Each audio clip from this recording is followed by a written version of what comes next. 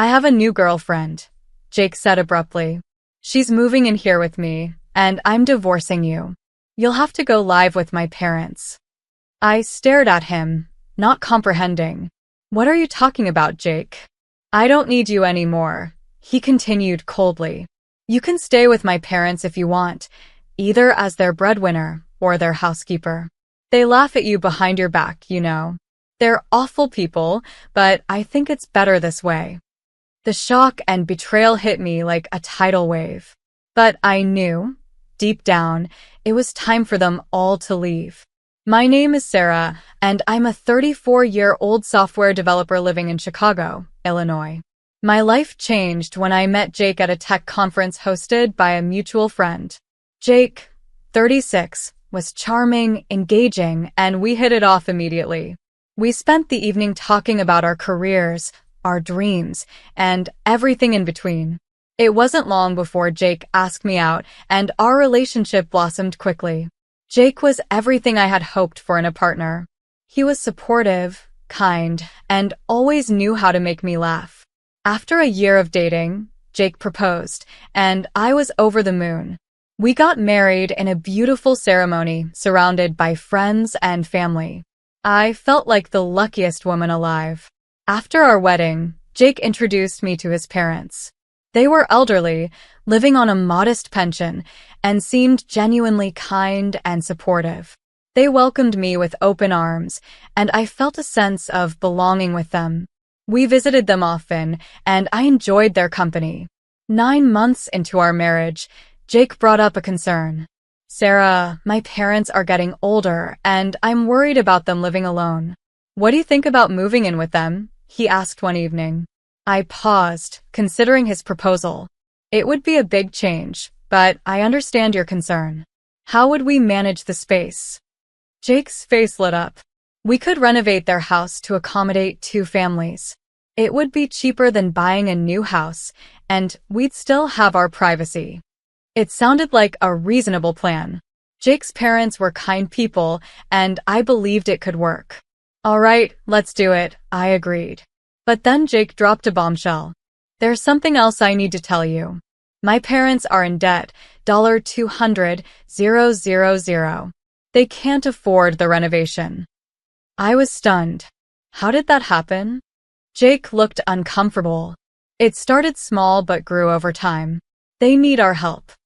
Blinded by love and wanting to support my husband, I agreed to use my savings and future earnings to cover the costs. We'll get through this together, I assured him. We started the renovation, and I worked tirelessly to manage the finances and keep everything on track. Jake, however, didn't contribute financially as he had promised.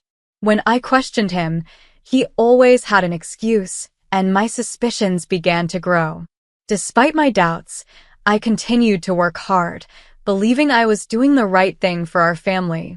One day, I came home early from work and overheard a conversation that changed everything. Jake and his parents were in the living room, and I couldn't believe what I heard. Once the debt is paid off, we can. Jake's voice trailed off as he noticed my presence. They quickly changed the subject, but the unease in the room was palpable. I felt a knot in my stomach, wondering what they were hiding. Little did I know, this was just the beginning of the shocking revelations to come. The conversation I overheard that day planted seeds of doubt in my mind. Jake and his parents had abruptly changed the subject when they noticed me, and their suspicious behavior didn't sit well with me. I decided to be more observant and cautious, but I continued with the renovation and debt repayments, determined to support my husband. Weeks passed, and I noticed Jake's reluctance to share financial details with me. Whenever I asked about his contribution to the renovation, he became evasive. One evening, as we were having dinner, I decided to confront him directly. Jake, we need to talk about our finances. I've been handling everything so far, but you haven't contributed as we agreed. What's going on? Jake looked uncomfortable. Sarah, my salary is just not enough to cover everything. I'm trying my best. I frowned. But You promised we would do this together. I can't carry this burden alone. He sighed. I know, and I'm sorry. I'll try to do better.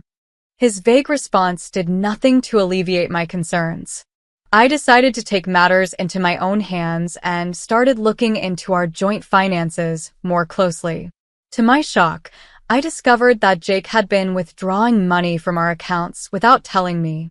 The amounts were substantial, and I had no idea where the money was going. Determined to get to the bottom of this, I decided to come home early from work more often, hoping to catch Jake in the act. One fateful day, my suspicions were confirmed. As I quietly approached the house, I overheard Jake and his parents discussing their plans. You have to keep her in the dark a little longer, Jake's father said. Once the debt is paid off, we can kick her out and keep the house. Jake's mother laughed. She's such a fool, thinking we're all in this together. My heart raced as I listened. The man I loved and his parents were using me. They had no intention of keeping their promises.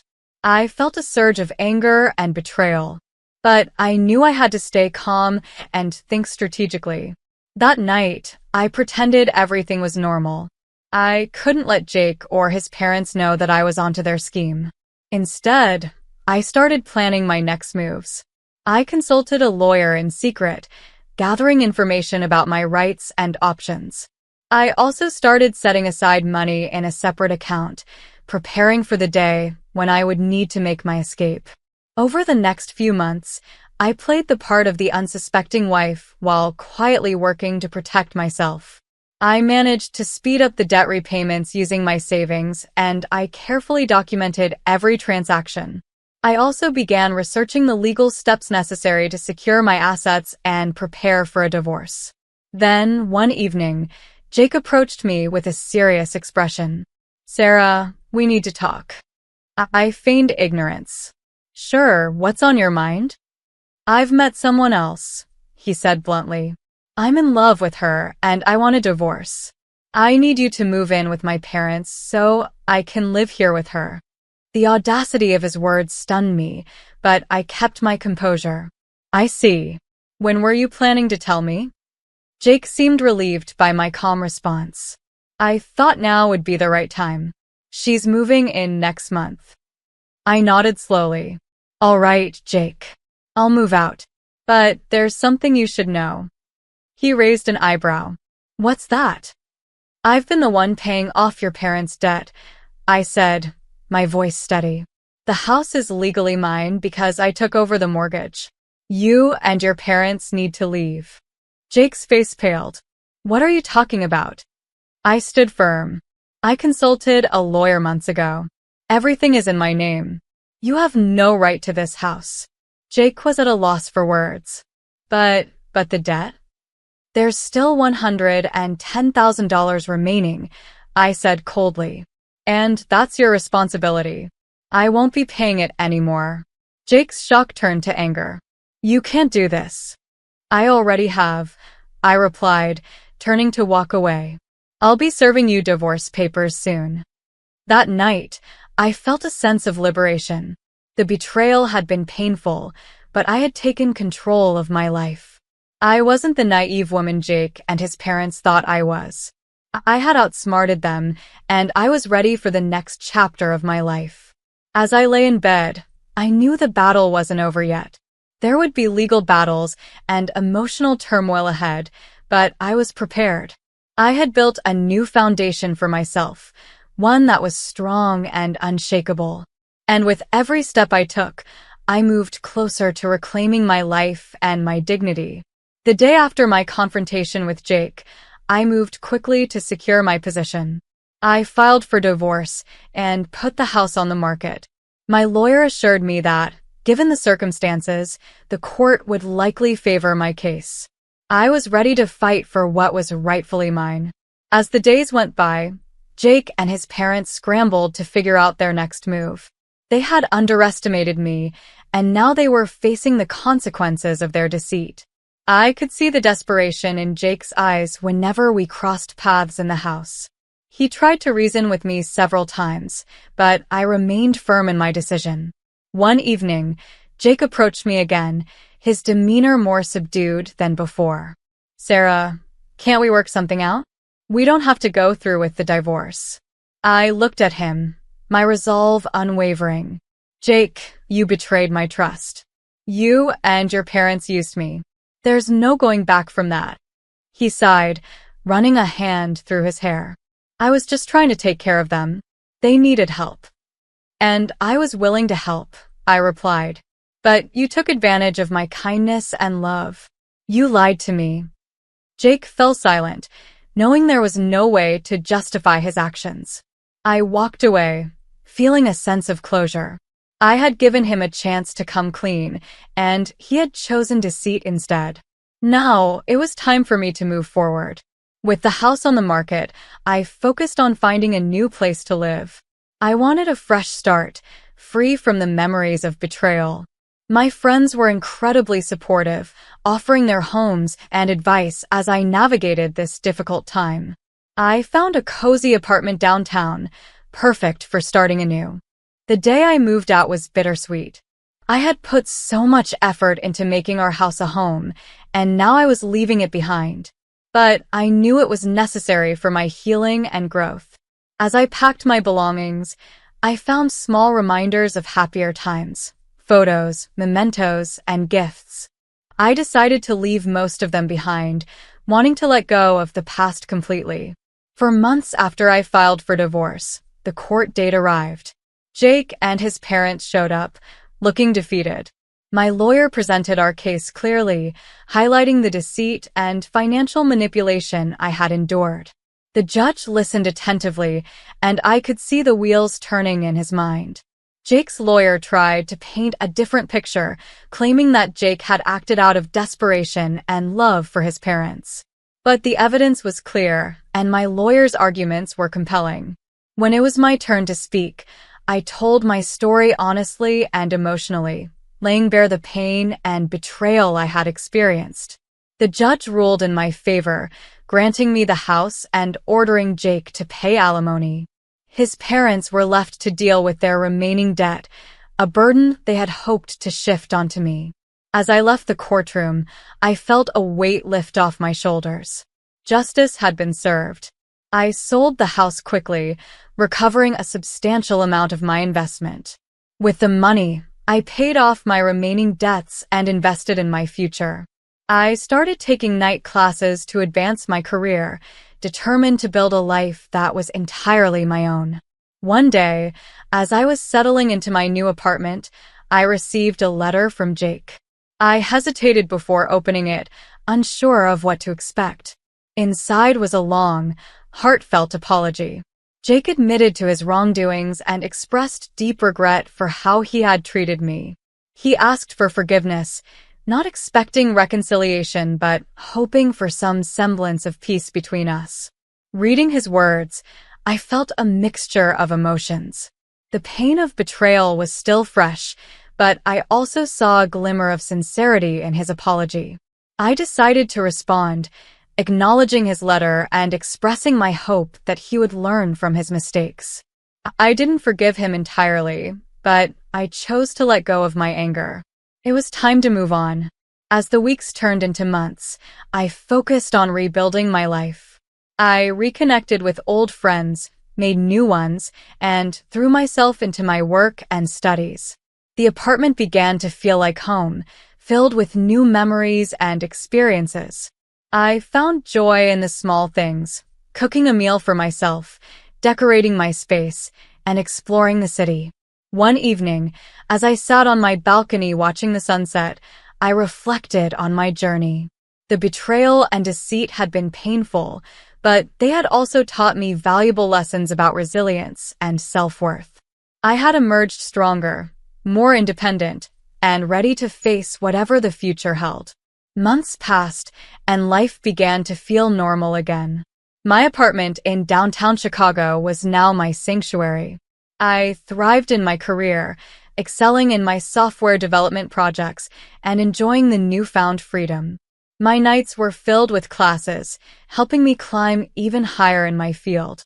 One day, as I was walking home from work, I ran into an old friend, Emily. We decided to grab a coffee and catch up. As we talked, I realized how much I had missed genuine connections. Emily had always been a good listener, and as I shared my story, she was both shocked and supportive. "You've been through so much, Sarah," Emily said, shaking her head. "I'm glad you're doing well now. You deserve all the happiness in the world." Her words warmed my heart. It felt good to be understood and to reconnect with someone who truly cared. A few weeks later, I received a call from my lawyer. The divorce settlement was finalized, and the alimony from Jake was now officially in place. It was a significant amount, and knowing that Jake and his girlfriend would be contributing to my financial stability felt like poetic justice. However, the true victory was not the money. It was the sense of closure and empowerment. I had taken control of my life and emerged stronger than ever. The betrayal had been a harsh lesson, but it had also shown me my resilience. I decided it was time to focus on the future. With the settlement money, I invested in a small startup that had always intrigued me. The company, focusing on innovative tech solutions, had the potential to grow significantly. It was a risk, but I believed in their vision and my ability to make sound decisions. One afternoon, as I was working on a new project, I received a message from Jake. He wanted to meet and talk. After some contemplation, I agreed, curious to see what he had to say. We met at a small cafe, and Jake looked visibly different, humbled, perhaps. He started by apologizing again, more sincerely this time. "Sarah, I know I hurt you deeply, and I can't change the past. I just wanted to say that I'm truly sorry." I nodded, appreciating his words. "Jake, I accept your apology.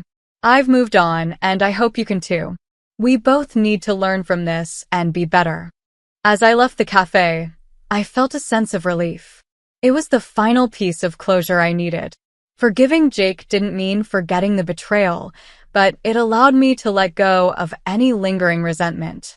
With the past firmly behind me, I embraced my new life. My investments began to pay off, and the startup I believed in started gaining traction.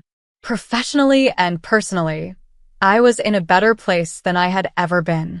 One evening, as I stood on my balcony watching the city lights, I felt a profound sense of peace. The journey had been tumultuous, but it had led me to a place of strength and independence. I had learned to trust myself and to value my worth. The future was bright, filled with possibilities. I was ready to face whatever came my way, knowing that I had the resilience and wisdom to navigate life's challenges. My story was one of betrayal and deceit, but it was also one of triumph and empowerment.